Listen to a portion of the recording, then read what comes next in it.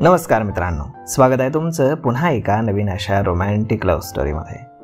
तर मग चला सुरुवात करूयात आजच्या भागाला. अजय ताराला घेऊन सगळ्यांसमोर आले. सगळे तिच्याकडे पाहत होते.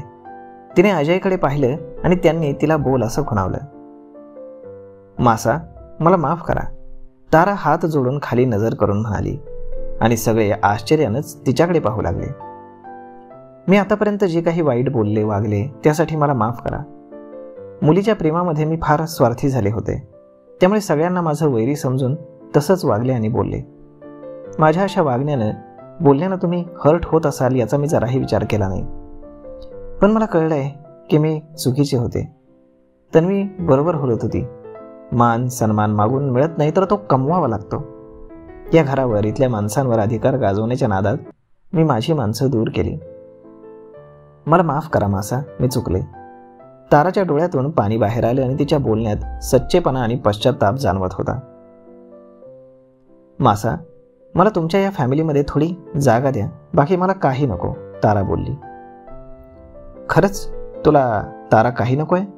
दादीसा गंभीर चेहरा करत बोलल्या. हो, मला काहीच नको, तारा रडत बोलली. ठीक आहे, आता तुला माफी नकोय तर मग असू दे, मलाही काही शौक नाहीये महान बनण्याचा, दादीसा नाक मुरडत बोलल्या. प्लीज मासा, प्लीज मला माफ करा. ताराला समजलंच नाही आणि सगळे तारा आणि दादीसांकडे पाहून हसू लागले. तेव्हा तारा केविलवाण्या नजरेनं अजयकडे पाहत होती आणि तेही हसू लागले.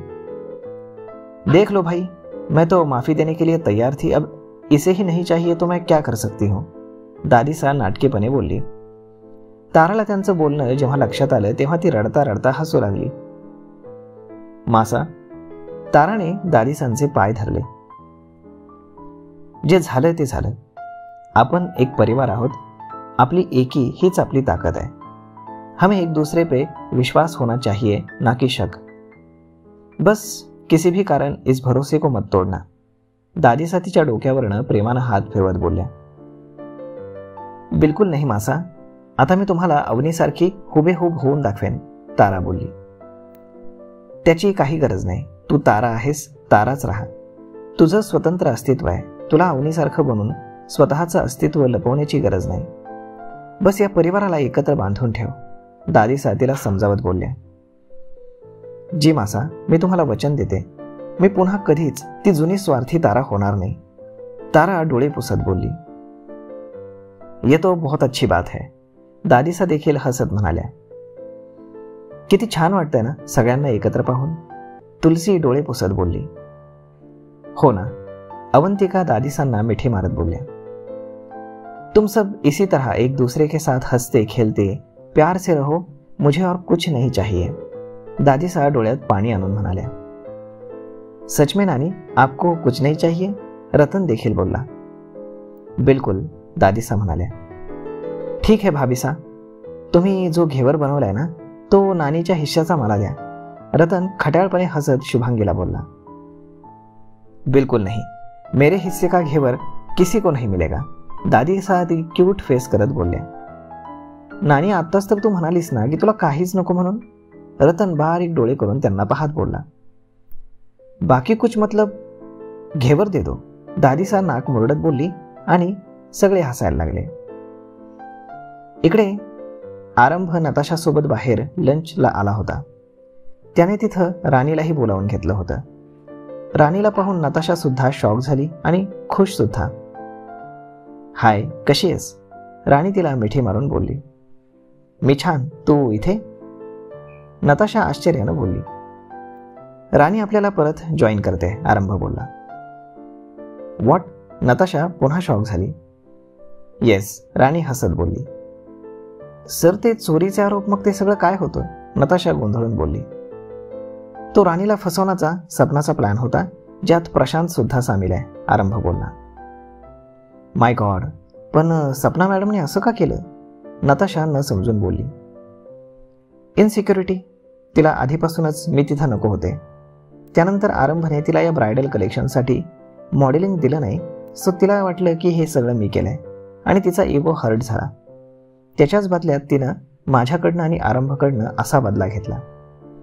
डिझाईन्स चोरी करून दुसऱ्याला दिले आणि नाव माझं समोर केलं, राणी बोलली. बापरे, सपना मॅडम इतक्या पोहोचलेले असतील असं वाटत नाही, नताशा आश्चर्यानं बोलले. तिने अजून काही करू नये म्हणूनच राणी आपल्याला सिक्रेटली जॉईन होते, आरंभ बोलला. म्हणजे राणी ऑफिसला येणार नाही का? नताशा बोलली. नाही, आता मी काय सांगतो ते ऐका, असं म्हणून आरंभने दोघींनाही त्याचा पुढचा प्लॅन सांगितला. नताशा, या गोष्टी कोणालाच कळता कामा नाहीत, आरंभ विश्वासानं तिला बोलला. मी आईची शपथ घेते सर, या गोष्टी अजिबात कोणालाही कळणार नाहीत, नताशा गळ्याला हात लावून बोलली. I trust you. आता कामाला लागा, आरंभ बोलला. त्यांचं जेवणही आलं, मग तिघेही जेवू लागले. सर, आपली न्यू शो स्टॉपर कोण आहे? म्हणजे मला तिला पाहण्याची फार इच्छा आहे, नताशा बोलली. उद्या लोणावळ्यामध्ये पाहून घे आणि भेटूनही घे, आरंभ गालात हसला.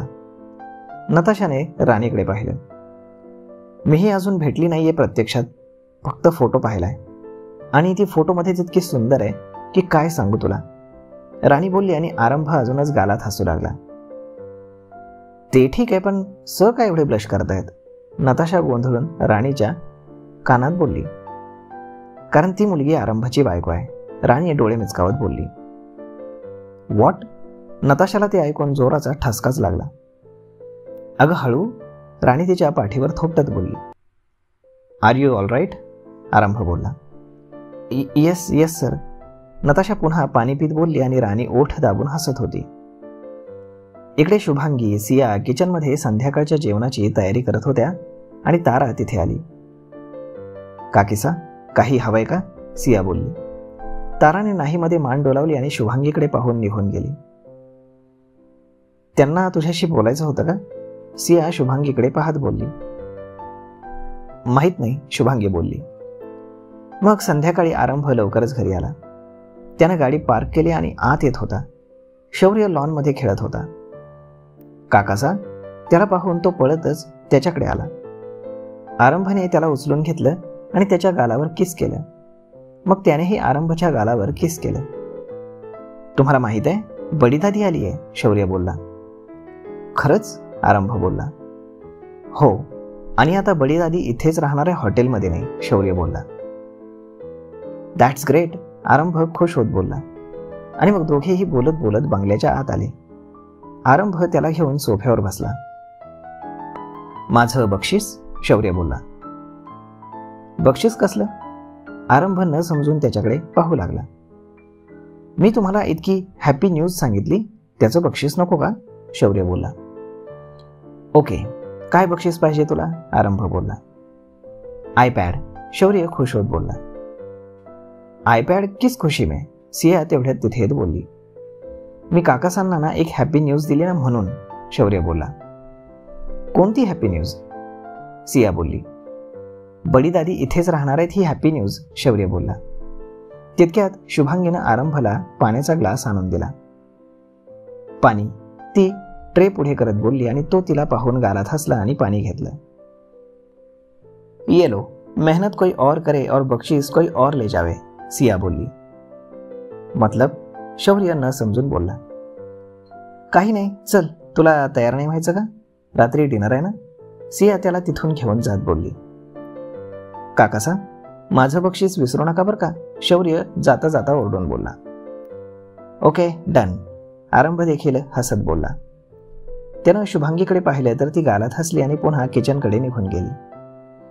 आरंभ केसात हात फिरवत आजूबाजूला पाहत तिच्या मागे गेला. किचनमध्ये रोजी आंटी होती.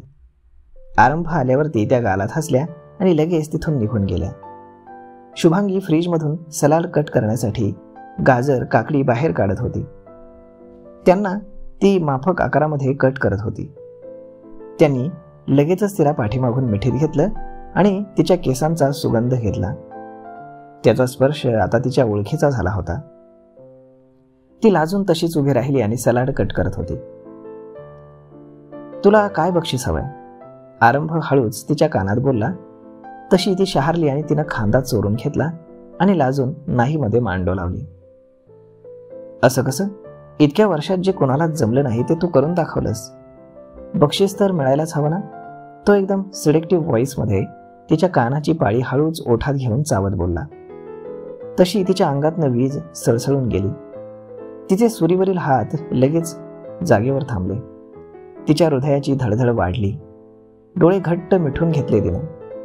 तिच्या चेहऱ्यावरती एक गोड हसू आले. असंच व्हायचं तिला. तो थोडा जरी जवळ आला तरी धडधड व्हायचं तिला. बावरून मोहरून जायची ती. लाजेनं एकदम गुलाबी व्हायची आणि हेच आरंभला फार आवडायचं.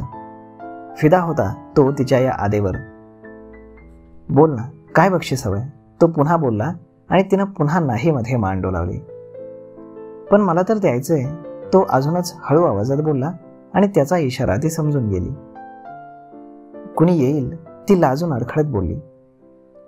ठीक आहे, थोड्या वेळानं तू माझ्या रूममध्ये ये कॉफी घेऊन. मी तिथे तुला तुझं बक्षीस देईन. तिथे आपल्याला कोणी डिस्टर्ब करणार नाही.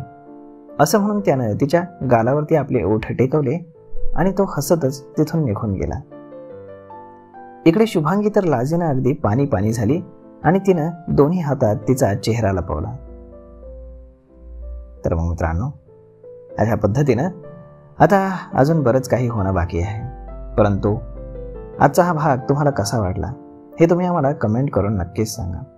आणि जर आवडला असेल तर आपल्या जवळच्या मित्रमंडळींसोबत देखील हा व्हिडिओ तुम्ही शेअर करायला विसरू नका.